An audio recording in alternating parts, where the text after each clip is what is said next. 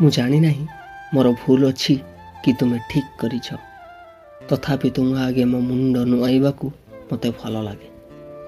ମୁଁ ଜାଣି ନାହିଁ ମୋର ଭୁଲ ଅଛି କି ତୁମେ ଠିକ୍ କରିଛ, ତଥାପି ତୁମ ଆଗେ ମୋ ମୁଣ୍ଡ ନୁଆଇବାକୁ ମୋତେ ଭଲ ଲାଗେ। ମୁଁ ଜାଣି ନାହିଁ ମୁଁ ଦୋଷୀ କି ତୁମେ ନିର୍ଦ୍ଦୋଷ। ମୁଁ ଜାଣି ନାହିଁ ମୁଁ ଦୋଷୀ କି ତୁମେ ନିର୍ଦ୍ଦୋଷ, ତଥାପି ତୁମ ପାଇଁ ସବୁ ଦୋଷକୁ ମୁଣ୍ଡେଇବାକୁ ମୋତେ ଇଚ୍ଛା ହୁଏ।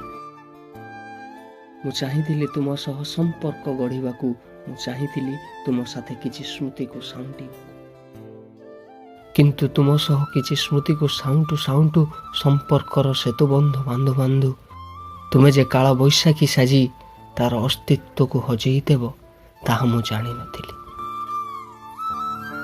ମୁଁ ଜାଣିନାହିଁ ମୁଁ ଆଉ ମୋ ବ୍ୟକ୍ତିତ୍ୱକୁ ନେଇଥିବା ପ୍ରଶ୍ନର ଉତ୍ତର, ତଥାପି ତୁମ ପାଇଁ ମୁଁ ସେ ପ୍ରଶ୍ନର ଉତ୍ତରକୁ ଖୋଜିଛି। ମୁଁ ଜାଣିନାହିଁ ମୁଁ ଆଉ ମୋ ବ୍ୟକ୍ତିତ୍ୱକୁ ନେଇଥିବା ପ୍ରଶ୍ନର ଉତ୍ତର, ତଥାପି ତୁମ ପାଇଁ ମୁଁ ସେ ପ୍ରଶ୍ନର ଉତ୍ତରକୁ ଖୋଜିଛି।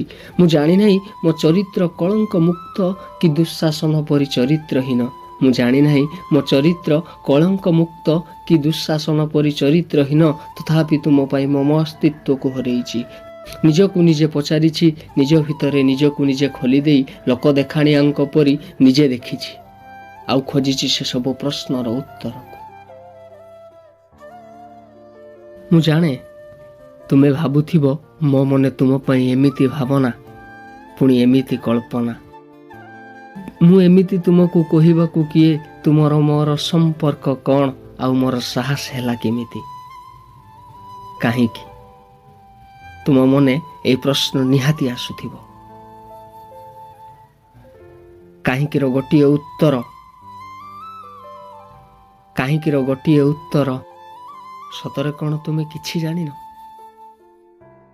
ମୁଁ ଜାଣିଥିଲି ତୁମେ କିଛି ଜାଣିନ ବୋଲି, କିନ୍ତୁ ଗତ ରାତିରେ ତୁମ ମନ ଭିତରେ ଅନେକ ଦିନରୁ ଲୁଚି ରହିଥିବା ଅକୁହା କଥା ସବୁ ଶୁଣି ସାରିବା ପରେ ପୁଣି ମୋ ମନରେ ସେଇ ପ୍ରଶ୍ନ, ସତରେ କ'ଣ ତୁମେ କିଛି ଜାଣିନ?